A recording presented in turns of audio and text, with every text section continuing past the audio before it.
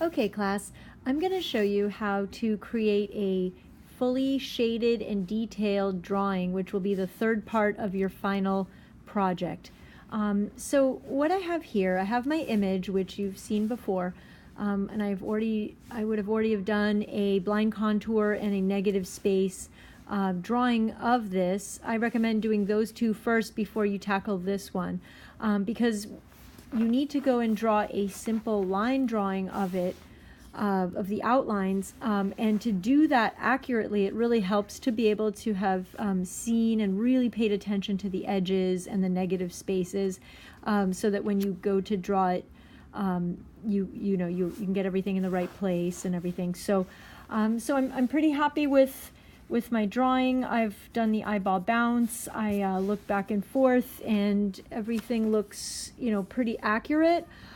So now, the next step, because it's best to draw lightly when you're doing this, but once you've made sure that everything's in the right place and you're really happy with everything, you are going to want to go in and darken all your outlines. All right, so you see how I'm darkening. I'm going over all my lines and making them extra dark, and you'll see why in a little bit, because we're about to put down a tone over this paper with a piece of graphite, which I'm going to show you, and the whole thing is going to go gray. So what's going to happen, because the whole thing is going to go gray, if there's lines that are too light, they're going to kind of disappear, and it's going to be hard for me to see them, and I want all my main important lines to be clearly visible. Okay, so anything that you find is very important in your image really needs to be kind of darkened and made heavy with your pencil. All right, so let me go ahead and do this.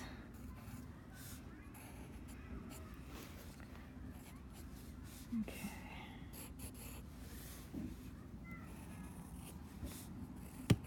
So I'm kind of just tracing. I'm not even looking at the photo anymore. I'm just kind of going over and I'm trusting all the lines that I had put in there.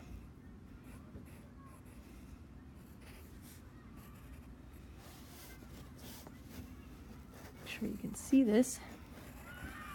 Okay, so once this is all darkened here, and I also want to probably include, I kind of forgot, I want to include a suggestion of my background. Now you don't have to put your background in your, look at the relationship here, that starts about there.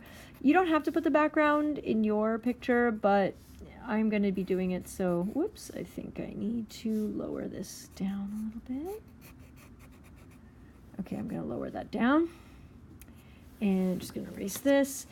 So make sure you erase anything that is really off before you tone the paper, because once you tone it, then it's kind of a pain to erase stuff. Okay, erasing will actually become have a different function in a minute. We're actually going to be drawing with our eraser, but I'll explain that in a minute.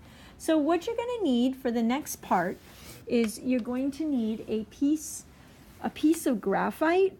This is called a graphite stick, and it's basically the same exact thing that's in the lead of your pencil, except it's just they've made it into a little cake, like a little block, okay? You're also going to need a tissue, all right? So just a clean tissue, and I'll show you why in a minute. So the first thing we're going to do is we're going to tone our paper. So you can see that my horse is contained inside a rectangle. I'm going to try to keep all my gray within the rectangle, but if it comes out a little bit, that's okay.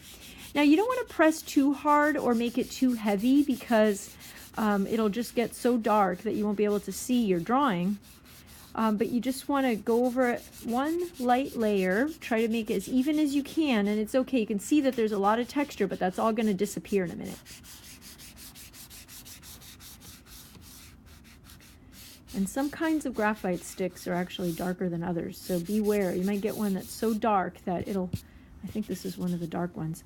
Anyway, once you have an even overall coating, you're going to take your tissue and you are going to buff this down by making small circular motions until the whole thing turns into a nice silvery tone. It's not too light, it's not too dark, it's somewhere in between, all right? kind of a mid-tone gray. This is called toning your paper.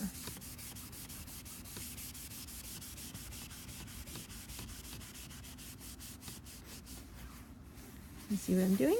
Little small circles or back and forth, whatever works for you, depends on where you are. Sometimes near the edge, I like to go back and forth.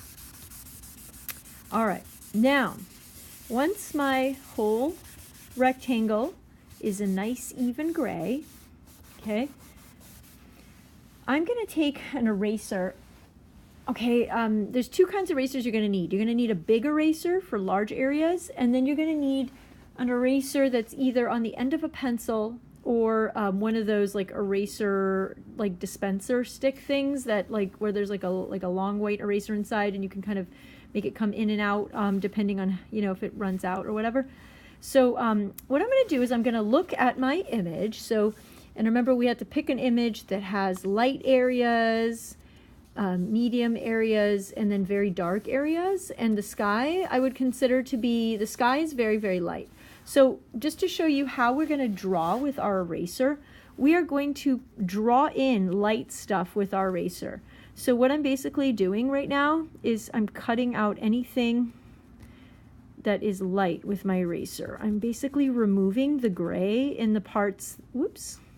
And if you do accidentally kind of over erase an area, you just grab your tissue and you fix that part. And if you find it hard to get into a little area, you just go in with your small eraser. That's for the nooks and crannies, okay? And then the big eraser is good for the wide open spaces. There goes the bell. All right, so I'm just gonna cut it out here. I'm kind of cutting in on my lights. Okay. All right.